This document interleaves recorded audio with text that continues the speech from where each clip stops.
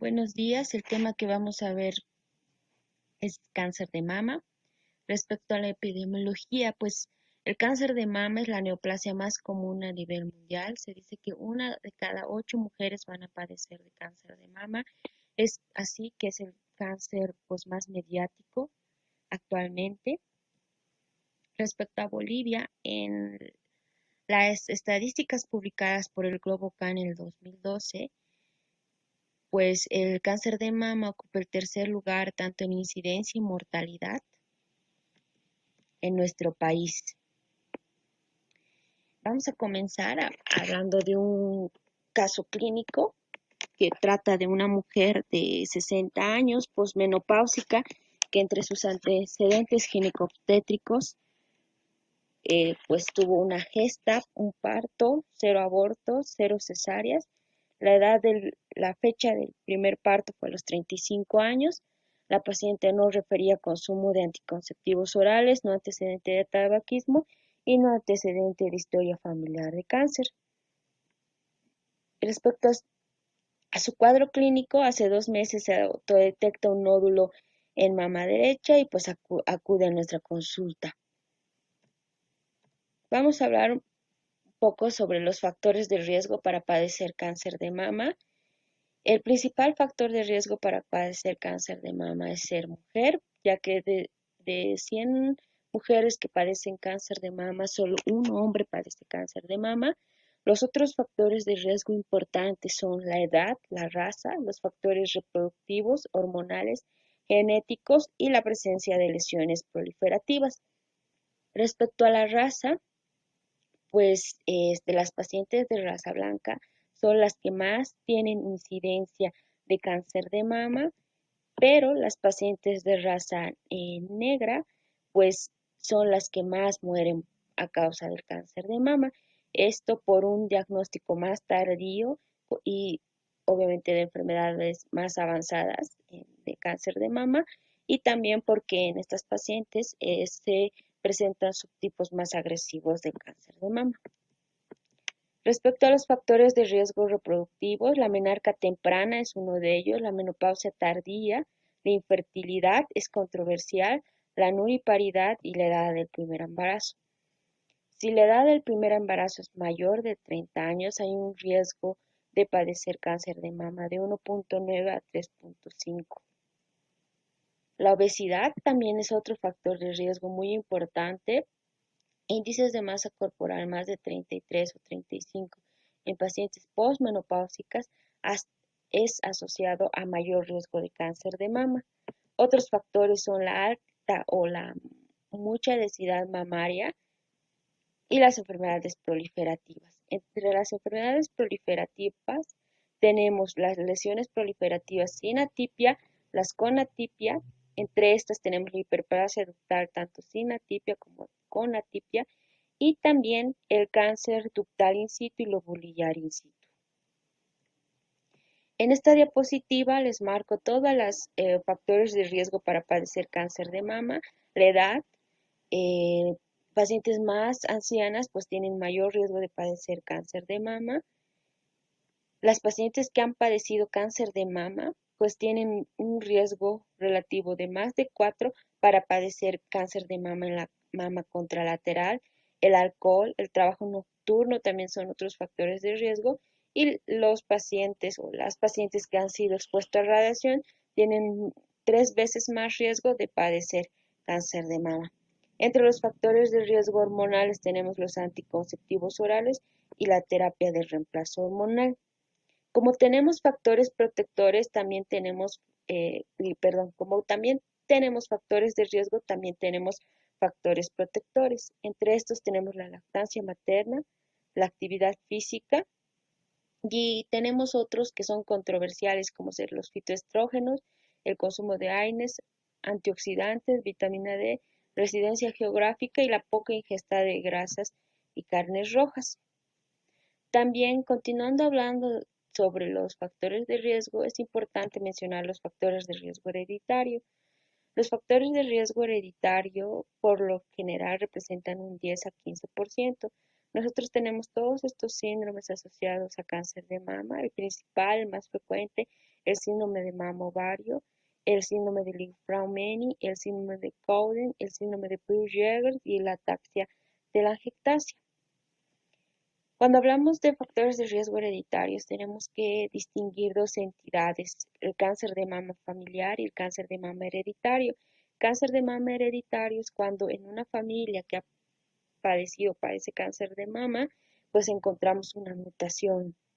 Y lo contrario ocurre en el cáncer de mama familiar. Si bien hay una familia portadora de cáncer de mama, pero no se ha encontrado o no se encuentra una mutación. El síndrome más importante y más frecuente es el síndrome de mama ovario, en el cual el gen que va a estar mutado va a ser el de BRCA, que es un gen supresor de tumor. Este es más frecuente en los judíos askenazí, y pues ha sido un síndrome muy mediatizado, ya que Angelina Jolie lo padece. Posteriormente a que Angelina Jolie se hizo la salpingoferectomía y la mastectomía profiláctica, pues en Estados Unidos se incrementaron la realización de la mutación, pues de 350 estudios que se hacían por semana hasta 500, habiendo un incremento de la realización de estudios hasta de un 40%, que es lo que nosotros llamamos como el efecto Angelina Jolie. Continuando con nuestra paciente, pues los factores de riesgo que tiene para padecer cáncer de mama son la edad, es una paciente añosa, y la fecha del primer parto pues fue después de los 30 años, fue a los 35 años. La paciente acude a nuestra consulta, le realizamos un examen físico en el cual encontramos mamas asimétricas, piel sin retracciones, sin alteraciones, no retracción del pezón, no descarga, y se palpa una masa de 2 centímetros en mama derecha con presencia de un ganglio móvil ipsilateral y cuello sin adenopatías. Siempre que nosotros hacemos el examen físico de las mamas, tenemos que realizar el examen físico tanto de las mamas, de las regiones axilares y del cuello, específicamente de las regiones supraclaviculares. La presentación clínica del cáncer de mama puede ser de la manera clásica, con un tumor palpable, indurado, no móvil, de bordes irregulares y asimetría de la mama, como podemos ver en la gráfica, pero también debemos considerar que el 30% de nuestros pacientes van a ser asintomáticas. Para el diagnóstico debemos recordar que más frecuentemente en el cuadrante superexterno es donde se van a presentar los tumores malignos de la mama, como podemos ver en la gráfica. Cuando ya tenemos una enfermedad localmente avanzada, pues lo que podemos encontrar son adenopatías axilares, eritema, el piel de naranja, como podemos ver aquí en el dibujo, y las cutánides, que son lesiones satélites que se encuentran en la piel de la mama, o en otros lugares también pueden existir cutánides. Pero pues lamentablemente algunas pacientes son diagnosticadas en etapas metastásicas. La frecuencia de metástasis en el cáncer de mama es muy mayor en hueso, hasta en un 60%, en pleura, pulmón y pleura hasta un 25%, y en hígado hasta en un 25% también, locorregional hasta en un 40%, y en sistema nervioso central, cerebro, en un 10%. Entonces, ¿cuál sería el abordaje apropiado inicial para esta paciente? Pues lo que debemos pedir es una mamografía con ultrasonido y la toma de biopsia. Estos son los estudios de extensión de nuestra paciente, la mastografía, que muestra una lesión con datos de malignidad, el ultrasonido, que muestra ganglios linfáticos sugestivos de malignidad también. Hablando un poquito sobre la mastografía, pues la mastografía es la herramienta estándar tanto para diagnóstico como tamizaje de cáncer de mama. La mastografía es la única herramienta al momento que ha demostrado reducción de mortalidad por cáncer de mama hasta en un 45%. Cuando nosotros tenemos un reporte de mastografía, pues lo que nosotros revisamos es la categoría de VIRATS. El VIRATS va desde el 0 hasta el 6. 6 es cuando ya existe malignidad confirmada, o sea, cuando ya hay un estudio histopatológico que nos dice que ya hay una enfermedad este, invasiva de la mama, o sea, una neoplasia invasiva de la mama. 4 y 5 cuando hay moderada a alta sospecha de malignidad y ya estas pacientes deben ser llevadas a estudio histopatológico. 3 es sugestivo de benignidad, pero el control próximo se tiene que hacer a los 6 meses. 1, estudio normal. 2, patología benigna. Y el 0 es cuando el estudio es insuficiente. Para nosotros realizar el diagnóstico de cáncer de mama, pues tenemos estos 4 pilares: una buena historia clínica, la exploración física, el estudio de imagen, que ya habíamos mencionado que la mastografía, que es el gold standard, y para confirmar nosotros el diagnóstico realizamos una biopsia para obtener un estudio histopatológico. La biopsia se la puede hacer de varias formas: por VAC. La VAC solo se recomienda para la evaluación de ganglios axilares y quistes; por aguja de corte, que es la que más nos sirve, una de las que más nos sirve, ya que podemos nosotros tener un diagnóstico histopatológico y realizar la inmunohistoquímica en estas pacientes; por vacuum también nos da mejores resultados, podemos biopsiar calcificaciones, y otra opción es la biopsia quirúrgica. Pues a nuestra paciente le realizamos la biopsia, le enviamos estudio histopatológico y el patólogo reporta que es un cáncer de mama ductal infiltrante, SBR de 8, SBR significa el grado tumoral, y realizamos el estudio de inmunohistoquímica también, donde nos reportan que hay receptores hormonales positivos, HER2 negativo y Ki67, que es el índice de proliferación, en un 25%. El HER2 es una proteína que nosotros la utilizamos mucho para guiar nuestro tratamiento como oncólogos. Respecto a la histopatología, la mayoría de los cánceres de mama van a ser epiteliales, pero también podemos tener tumores mesenquimatosos, fibroepiteliales, mioepiteliales, linfomas, metástasis. De los epiteliales, pues el más frecuente es el ductal infiltrante, seguido del lobulillar infiltrante, y en tercer lugar se encuentra el mixto, el ductal y lobulillar infiltrante.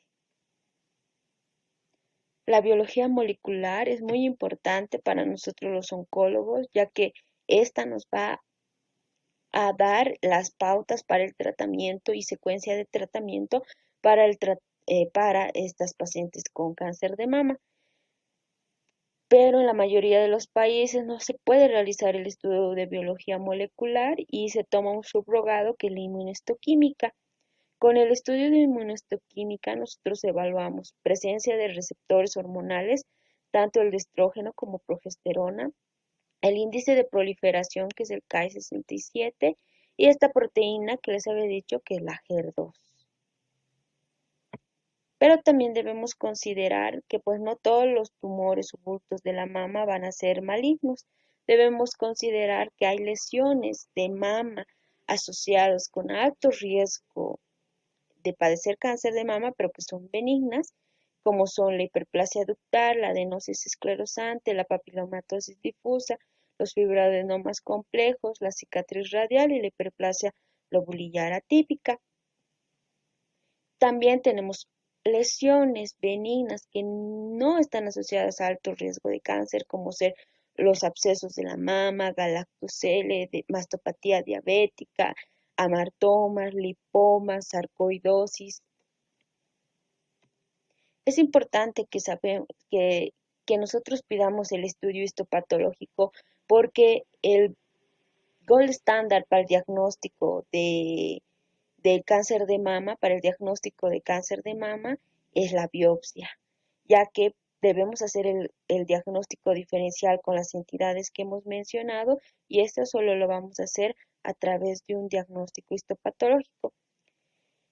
Tenemos estas imágenes, por ejemplo, que pues a ojo de un no experto podría decir que era cáncer, pero la biopsia nos dio el resultado de una mastitis granulomatosa.